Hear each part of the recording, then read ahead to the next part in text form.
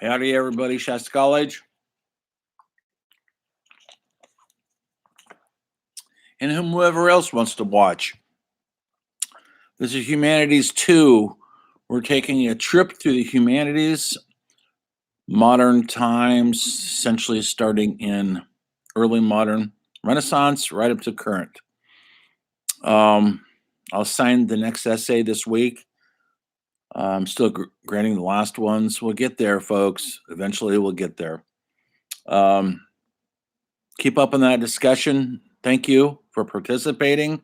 Keep up on your journals. Thank you for keeping up in your journals. I think if you saw my announcement yesterday, or whenever I did it yesterday, I think it was Monday, I kind of gave you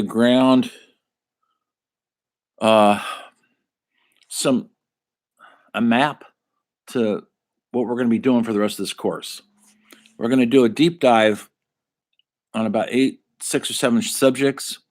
We're going to kind of close the textbook down for a while because I'm finding it irritating. Maybe you find it irritating too. We're going to cover on a deeper level. We've covered some stuff already, like Shakespeare and some painters, but that was early stuff. So this week we're going to be doing theater. I'll probably spend a week on each of these subjects. Maybe I'll spend more than that. Depends on how inspired I get. Some of them need more than a week to do a deep dive. I'd rather get a deep dive, meaning we explore the hell out of the topic, theater, and so you get a real good sense of why it matters. Not just that Shakespeare was clever and all that, but why it still matters. And then we'll be doing literature, which is fiction mostly, nonfiction also. I'm going to throw poetry in there also. We've covered a little of that, not much. We're going to do more because now we're coming into the late 19th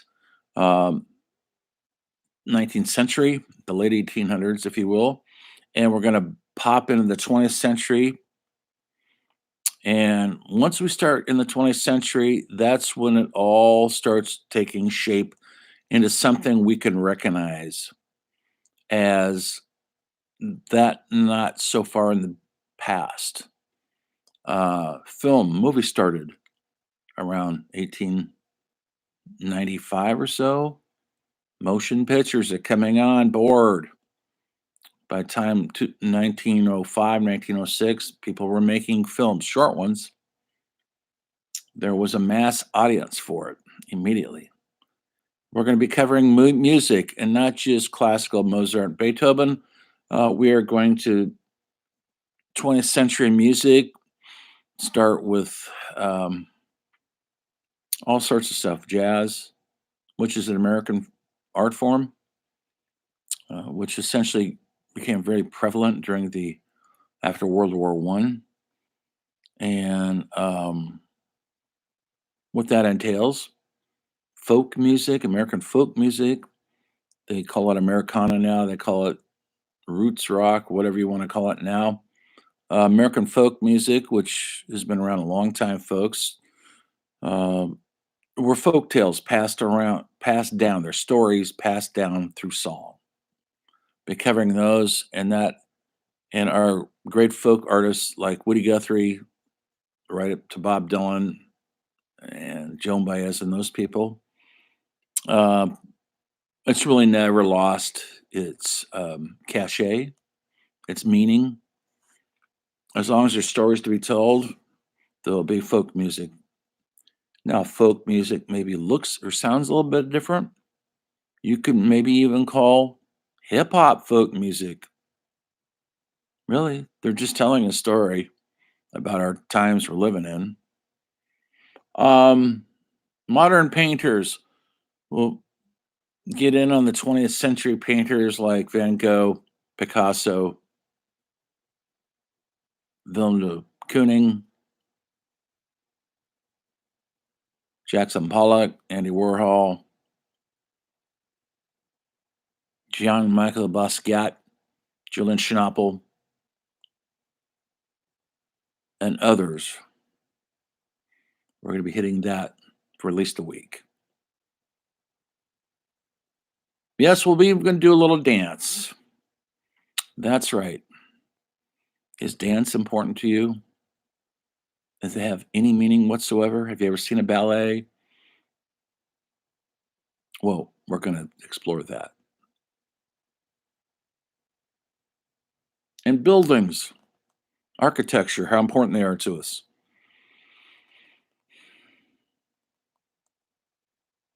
The buildings we spend all of our time in. Where do you spend all your time in? Costco, Starbucks, these cold square boxes. What's your house look like? What's your church look like? Why do they build churches the way they do? Why do they build all these offices the way they do? There's a reason for that. We're going to explore that.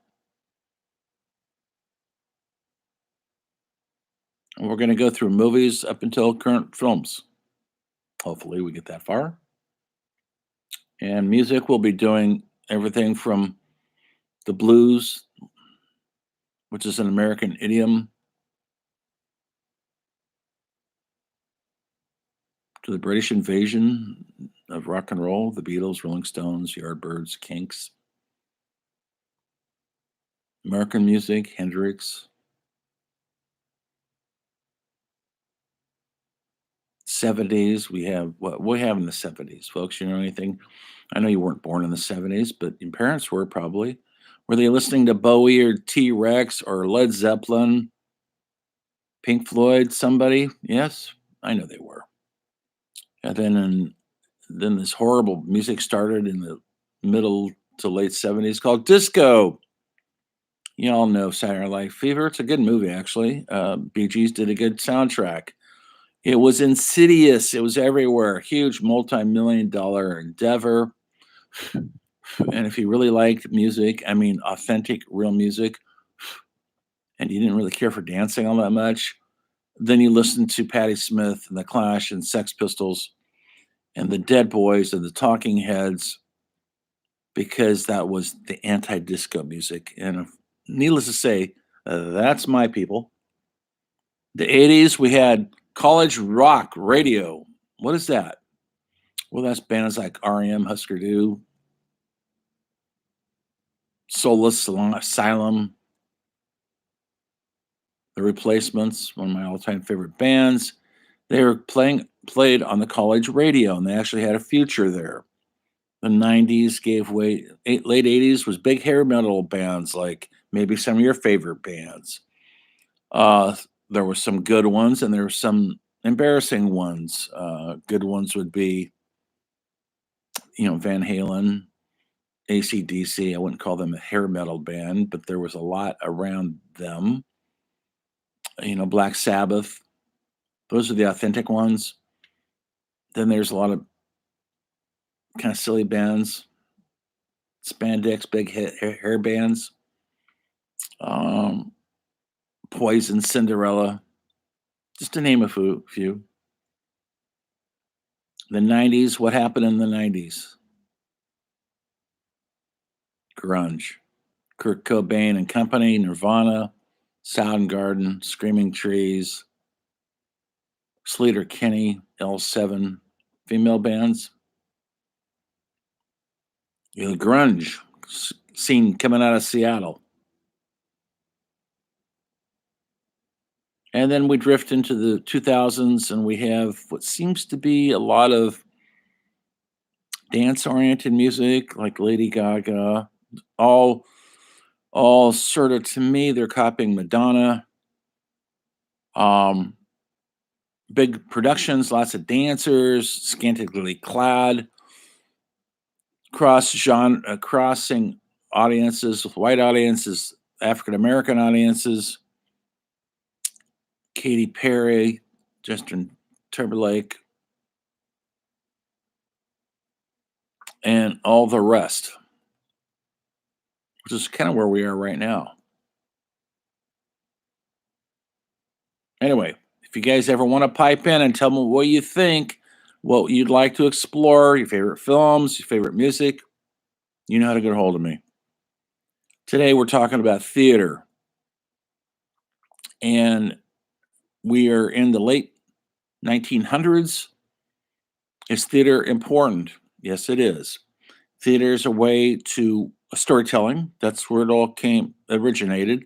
Original theater, the Greek tragedies, 1,000 years before Shakespeare's time, Oedipus Rex, Medea, um, the great playwrights of that time, Euripides, Sophocles, Antigone. Maybe you've heard of that play, maybe not, but I bet you've heard of some of the dialogue because, like Shakespeare, has become part of our lexicon. Hell hath no fury like a woman scorned. That's right. That's from Greek tragedies. Who knows the story of Oedipus Rex? We're not going to go back that far, but who knows the story? Maybe you've heard about it. Rex, my name, by the way, stands for king in the old ancient language of Latin and Greece. And so they used to call the king Rex. Um, you've probably heard of Oedipus theory, and that usually refers to a son loving his mother in a sexual manner, which is Freud had a field day with that one. But in the play, Oedipus Rex, the king, doesn't know the woman he's having sexual relationships. He doesn't know she's his mother. It's an accident that they come together in this union. He is so ashamed and regretful when he finds out the truth that it was his mother he slept with, that he actually gouges his own eyes out of his head and wanders the land blind. There is a big price to pay, evidently, for sleeping with your mother. So it wasn't like Oedipus Rex knew it was his mother. He did not. So these are Greek, they're called Greek tragedies because what did I tell you early on? What is a tragedy? It's something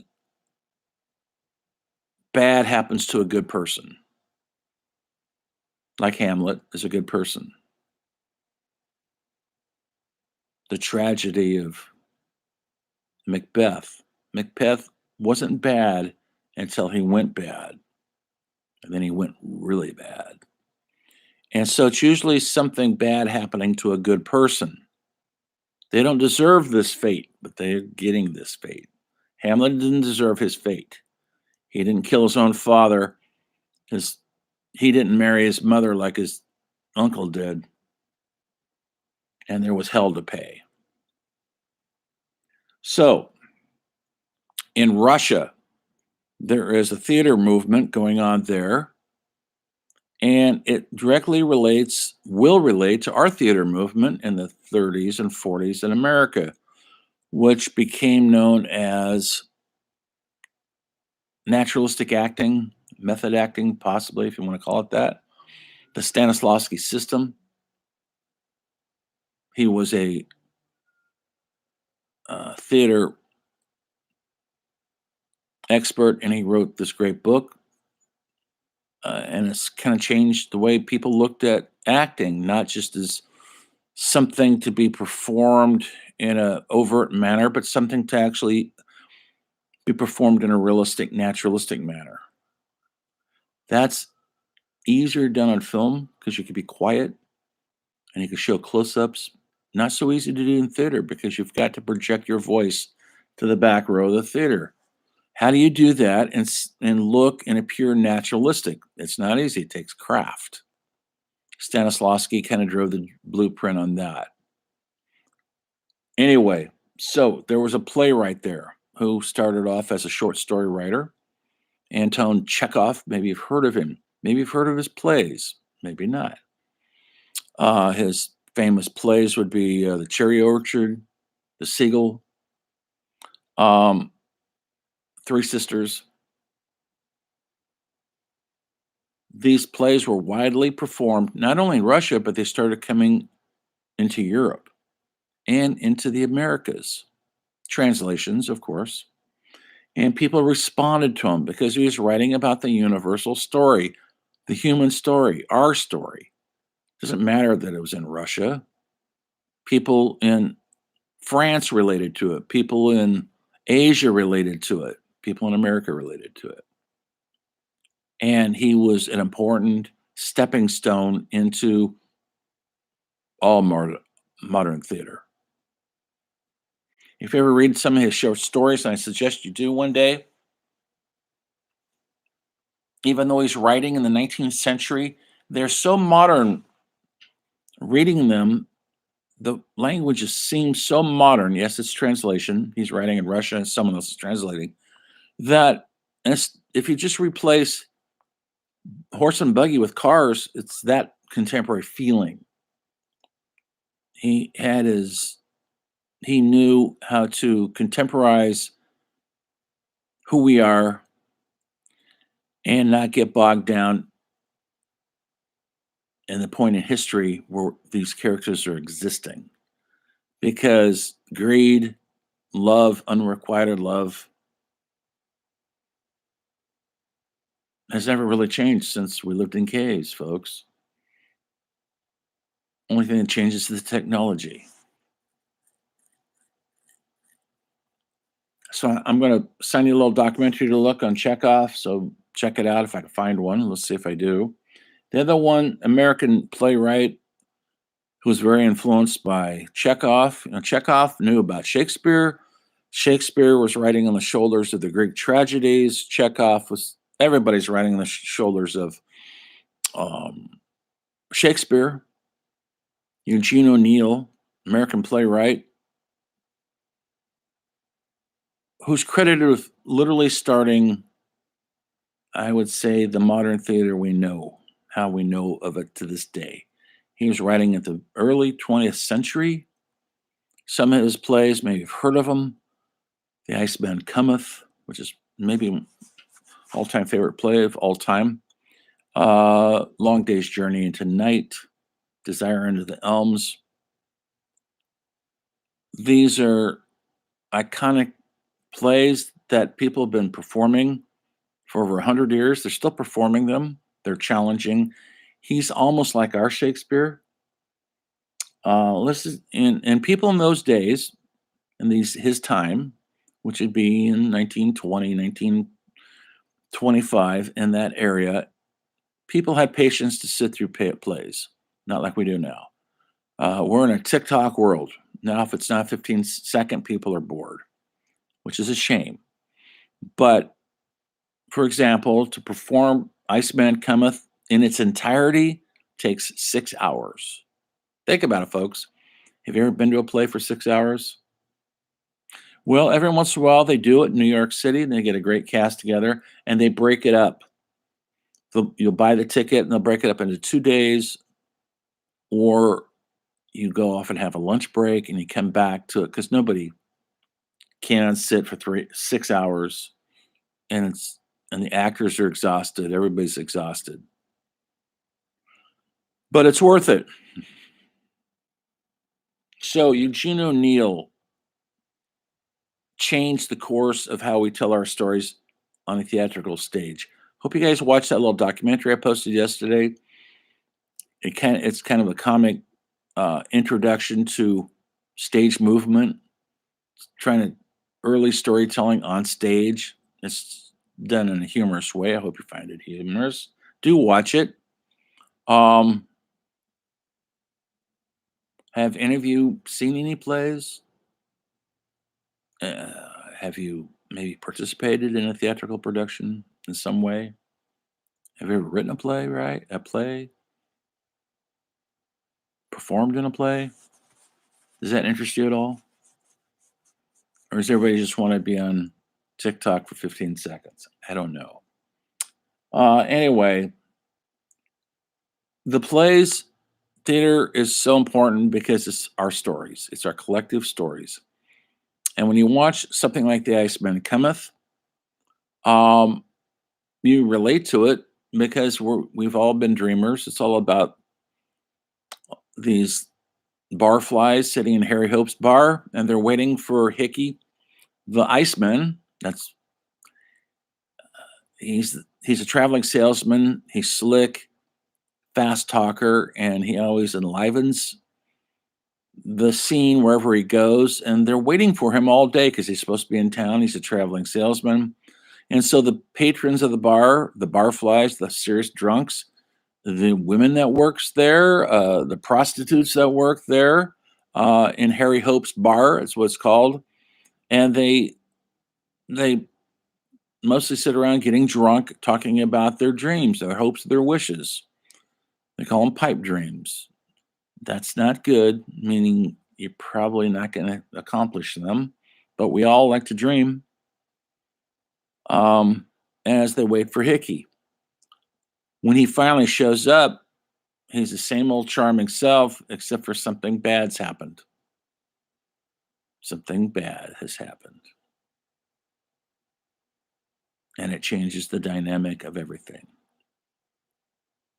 Turns out he's killed his wife in a fit of rage. That means his days are numbered. That means their respect for him starts going down. And if they can't dream and look forward to somebody like him coming through that barroom door, what can they dream about? What are their hopes and fears when their thing that they pinned them on, this person who's all too human, falters? And that's the beauty of that play. Long Day's Journey in the Night is about Eugene ONeill's family. His dad was a famous actor of the day. He toured the country, made his living off being an actor in the 19th century. His mother was addicted to morphine, and his brother was an alcoholic. And so this play is set in their family home. And tragedies will occur.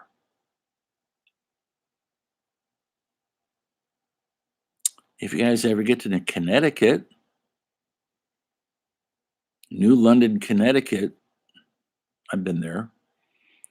You could go to Eugene ONeill's house where he wrote this play. And the play's based on this house they lived in as a family. And I sat there on that porch. It's now a museum, by the way. Try to soak up the vibe, what it must have been like when he wrote that play.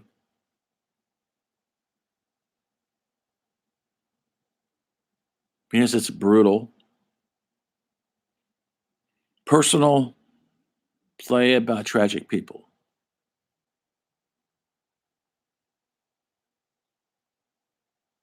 Of course, he was a severe alcoholic himself, and even though he had success as a playwright, he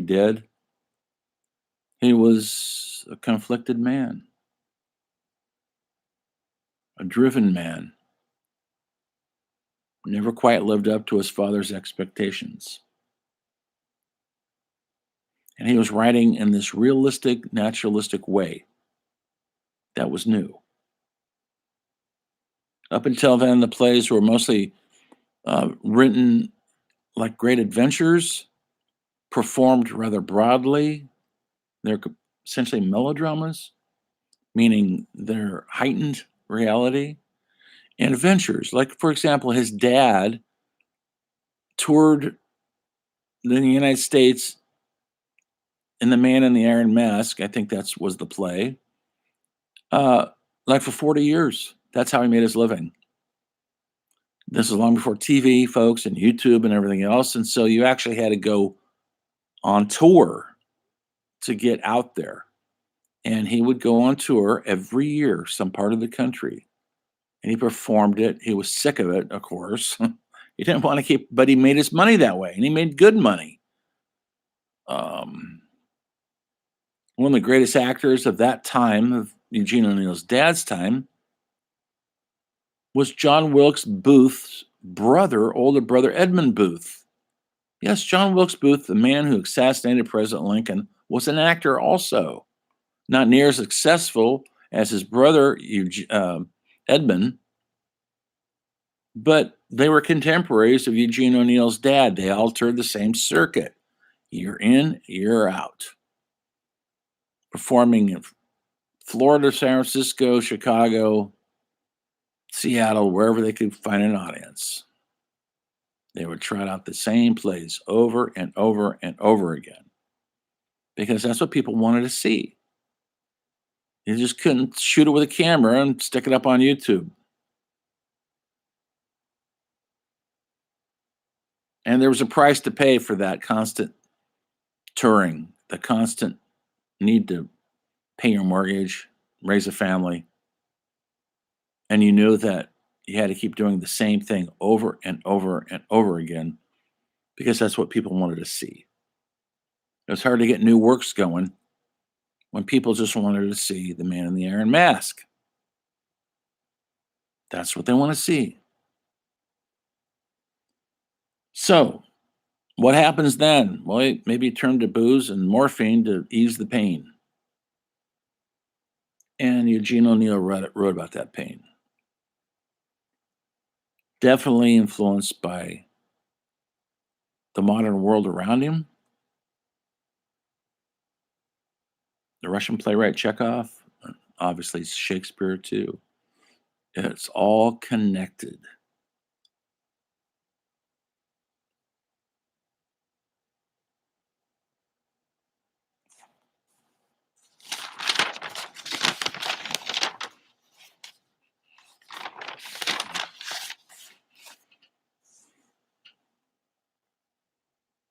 So look in Canvas and modules. I'll be posting a couple of new documentaries. Check them out, and we're going to further explore theater in America in a deeper manner, and then until you get your fill. Until then, the story of humanity continues. The story of theater continues. It's still developing. It's a work in progress. See you next time.